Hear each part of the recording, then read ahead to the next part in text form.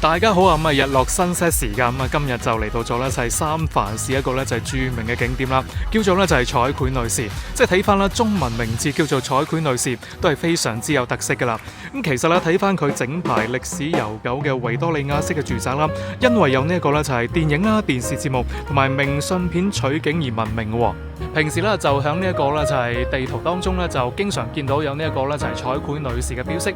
今日終於嚟到咧就係現場實地睇睇呢一個咧就係咁有特色嘅住宅啦。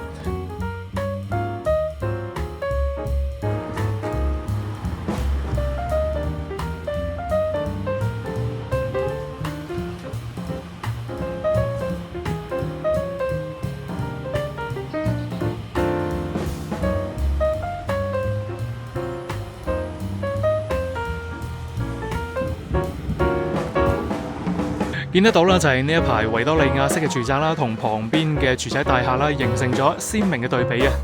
呢一個公園啦，又叫做啦就係愛狗公園嘅，咁好多嘅愛狗人士啦，都嚟到呢一度啦，就係遛狗啊！